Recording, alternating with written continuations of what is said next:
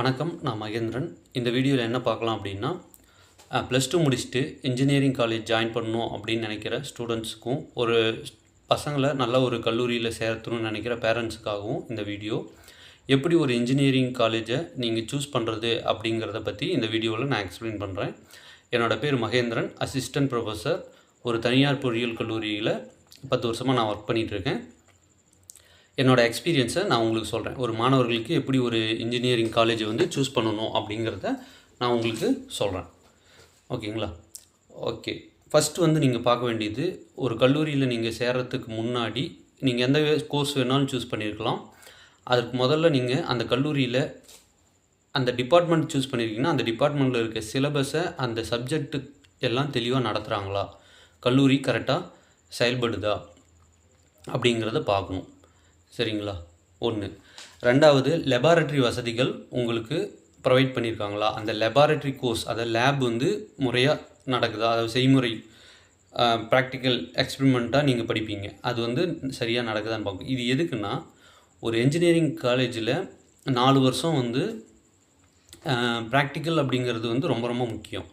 இது ஒரு professional course, அதாவது ஒரு ஈக்குவல் டு டாக்டர் இன்ஜினியர் அப்படின்னு சொல்கிறாங்க. அது ஏன் அப்படி சொல்கிறாங்கன்னா, அது ப்ராக்டிக்கலாக நம்ம எந்த அளவுக்கு தெரிஞ்சு வச்சுருக்கோமோ அந்தளவுக்கு தான் நமக்கு வேல்யூ இன்ஜினியருக்கு.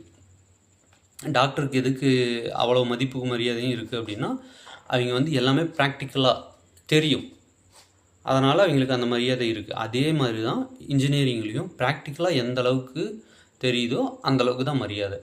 சரி, ப்ராக்டிக்கலாக எல்லாமே தெரிஞ்சிக்க முடியுமா அப்படின்னா, 4 வருஷம் படிக்கிற கோர்ஸ் எல்லாத்தையுமே கற்றுக்க முடியாது. என்ன லெபார்ட்ரி கோர்ஸ்க்கு உங்கள் சிலபஸ் ப்ரிப்பேர் பண்ணி வச்சுருக்காங்களோ, அட்லீஸ்ட் அந்த வரைக்காச்சும் நீங்கள் ப்ராக்டிக்கலாக எல்லா விஷயங்களுமே லேபில் தெரிஞ்சு வச்சுக்கணும். அதுக்கு லேப் கரெக்டாக நடக்குதா, லேபில் அந்த வசதிகள் ஏற்படுத்தி கொடுத்துருக்காங்களா அப்படிங்கிறத நீங்கள் முறையாக என்ஷூர் பண்ணிக்கணும், உறுதிப்படுத்திக்கணும். சரிங்களா? அப்படின்னா தான் அந்த கல்லூரியில் ஒரு முக்கியமான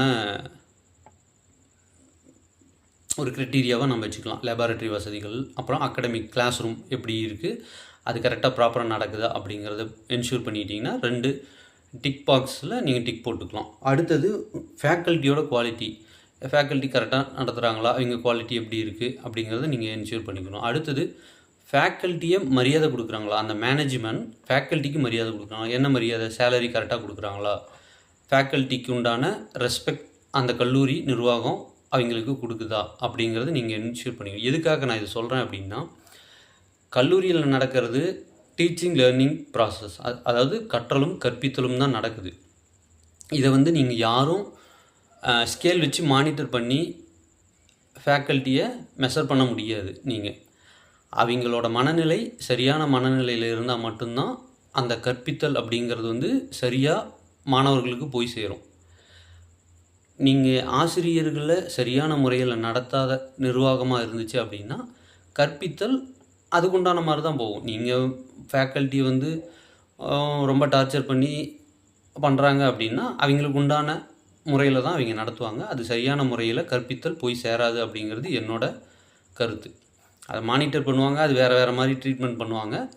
ஆனால் அது எந்த வகையிலும் எடுபடாது. ஏமாற்றணும்னு நினச்சாங்கன்னா அவங்க எப்படி வேணாலும் ஏமாற்றலாம். ஏன்னா யாரும் ஸ்கேல் வச்சு அறிவு யாரும் அதை மெஷர் பண்ண முடியாது. ஆசிரியரோட மனநிலை சரியாக இருந்தால் மட்டும்தான் மாணவர்களுக்கு சரியான கற்பித்தல் போய் சேரும். அதை தெளிவாக நீங்கள் பார்த்து வச்சுக்கோங்க. அடுத்தது, பிளேஸ்மெண்ட் ட்ரைனிங் கொடுக்குறாங்களா கல்லூரி நிர்வாகம் மாணவர்களுக்கு. அந்த பிளேஸ்மெண்ட் ட்ரைனிங்னால் கல்லூரி வேலைவாய்ப்புக்கு உண்டான ட்ரைனிங், வேலைவாய்ப்பை எப்படி அடையிறது, அதுக்குண்டான ட்ரைனிங் கொடுக்குறாங்களான்னு பார்க்கணும். அடுத்தது, பிளேஸ்மெண்ட்டுக்கு கம்பெனிகளை கூட்டிகிட்டு வராங்களான்னு பார்க்கணும். சரிங்களா? எதுக்காக எல்லாருமே ஃபஸ்ட்டு எடுத்தது அந்த கல்லூரியில் வேலைவாய்ப்பு கிடைக்குதான்னு ஃபஸ்ட்டு பாருங்கள் அப்படின்னு சொல்லுவாங்க. வேலைவாய்ப்புன்னு சொல்லிவிட்டு ஒரு பேனரை வச்சுட்டு, அந்த பேனரில் 10 ஃபோட்டோ 100 ஃபோட்டோ வச்சுக்குவாங்க. அவன் 1000 பேர் படிப்பான். 1000 பேருக்கு 100 பேர், 10 பேருக்கு 10% வேலைவாய்ப்பு கிடச்சி மீதி இருக்கிற 900 மாணவர்கள் நிலைமை என்ன ஆகிறது? சரிங்களா? அதெல்லாம் நமக்கு தேவையில்லை. அதுக்கு அடுத்தது தான் கடைசியாக தான் நமக்கு பிளேஸ்மெண்ட். ஏன்னா பிளேஸ்மெண்ட் 100 பேருக்கு வேலைவாய்ப்பு கிடைச்சா சந்தோஷம்தான். ஆனால் மீதி இருக்க 900 பேர் என்ன பண்ணுவான்? நீங்கள் உங்களோட நீங்கள் என்ன டிபார்ட்மெண்ட்டை சூஸ் பண்ணியிருக்கீங்களோ அதில் உங்களுக்கு அறிவு இருக்கணும், ப்ராக்டிக்கல் நாலேஜ் தெளிவாக இருந்துச்சு அப்படின்னா நீங்கள் எங்கே போய் வேணாலும் பொழைச்சிக்கலாம். ஆசிரியர்கள் நல்லபடியாக சொல்லிக் கொடுத்து ஆசிரியர்களோட வழிகாட்டுதல் இருந்தால் ஆசிரியர்கள் நிறைய உதவி பண்ணுவாங்க. அவங்க மூலமாக ஒரு வேலைவாய்ப்பை வெளியே போய் கூட தேடிக்க முடியும். அடுத்தது பிளேஸ்மெண்ட் ட்ரைனிங் உங்களுக்கு சரியான முறையில் கிடைச்சிது அப்படின்னா கண்டிப்பாக நீங்கள் கல்லூரி நிர்வாகம் நல்லது பண்ணுவாங்க. எப்படி கம்பெனி கூட்டிகிட்டு வருவாங்க, 10 கம்பெனி கூட்டிகிட்டு வருவாங்க, 100 கம்பெனி கூட்டிகிட்டு வருவாங்க. ஆனால் பொருளாதார சூழ்நிலை, அதாவது உலக பொருளாதாரம் அப்புறம் மற்ற சூழ்நிலையெல்லாம் சரியில்லை, கம்பெனியோட ரெக்ரூட்மெண்ட் கம்மியாக இருக்குது அப்படிங்கிற பட்சத்தில் இப்போ ஐடி கம்பெனி நல்லா பூமில் இருந்துச்சு அப்படின்னா அவன் 100 பேர் 1000 பேர் அப்படி எடுத்துகிட்டு போவான். அவனோட சூழ்நிலையே சரியாக இல்லை அப்படின்னா என்ன பண்ணுவான்? எடுக்கிறதே 10 பேர் தான் எடுப்பான்.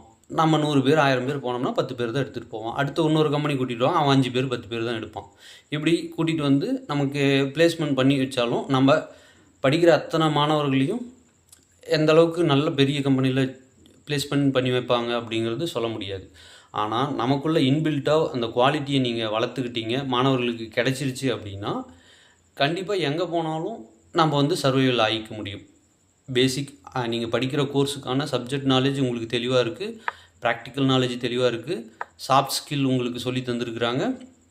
நீங்கள் வெளியே போய் எங்கே தேடினாலும் உங்களுக்கு ஒரு குவாலிட்டி இருந்துச்சு அப்படின்னா எங்கே போனாலும் உங்களால் பொழைச்சிக்க முடியும். சரிங்களா? அதனால தான் பிளேஸ்மெண்ட் வந்து கடைசியாக வச்சேன். அடுத்தது ஃபீஸு உங்களுக்கு எப்படி வாங்குகிறாங்க அதை நீங்கள் பார்த்துக்கணும். ஏன்னா உங்களோட பொருளாதார சூழ்நிலைக்கு ஏற்ற மாதிரி தான் கல்லூரியை நீங்கள் தேர்வு செய்யணும். ஏன்னா பிளேஸ்மெண்ட் ட்ரைனிங் கொடுக்குறாங்கன்னா நல்ல குவாலிட்டியான ட்ரைனிங் ஆட்களை கூட்டிகிட்டு வராங்க அப்படின்னா அதுக்குண்டான ஃபீஸஸ் அதிகமாக தான் வாங்குவாங்க. வசதிகள் அதிகம் கொடுக்குறாங்க அப்படின்னா கண்டிப்பாக காலேஜ் ஃபீஸும் அதிகமாக தான் இருக்கும். அதுக்கேற்ற மாதிரி நீங்கள் கல்லூரி நிர்வாகம் எப்படி ஃபீஸ் சூஸ் பண்ணுதோ அதை நீங்கள் பார்த்து தேர்வு செஞ்சுக்கணும். இதுதான் நீங்கள் பார்த்து தேர்வு செய்ய வேண்டியது, அதாவது இன்ஜினியரிங் காலேஜை சூஸ் பண்ணும்போது. ஓகேங்களா? ஓகே. ஏதாச்சும் கல்லூரி சேர்றது தொடர்பாக ஏதாச்சும் தகவல்களுக்கும் டீட்டெயில் வேணும் அப்படின்னாலும் என்னை கான்டாக்ட் பண்ணுங்கள். நான் உங்களுக்கு தகவல் சொல்கிறேன், எந்த கல்லூரி நல்லாயிருக்கும் அப்படிங்கிற ஒப்பீனியன் நான் உங்களுக்கு கொடுக்குறேன். சரிங்களா? என் மூலமாகவும் நீங்கள் கல்லூரிகளில் சூஸ் பண்ணி போகிறதுக்கான வாய்ப்புகள் நான் ஏற்படுத்தி கொடுக்குறேன். தேங்க்யூ. உங்களுக்கு மெயினாக பேரண்ட்ஸுக்கு சொல்ல வேண்டியதுன்னா நீங்கள் எந்த அளவுக்கு ஃபீஸ் கட்டுவீங்க அப்படிங்கிறத பார்த்துக்குங்க. பசங்களுக்கு நம்ம ஃபீஸ் வந்து கட்டுறோம், அந்த கட்டுற பணம் வந்து பசங்களுக்கு நாலேஜாக ட்ரான்ஸ்ஃபர் ஆகணும். அந்த மாதிரி அது ட்ரான்ஸ்ஃபர் ஆச்சு அப்படின்னா தான் நீங்கள் கட்டுற ஃபீஸுக்கான ரிட்டர்ன் கிடைக்குதுன்னு அர்த்தம். சரிங்களா? அதனால் எந்த தகவலாக இருந்தாலும் என்னை தொடர்பு கொள்ளுங்கள். தேங்க்யூ.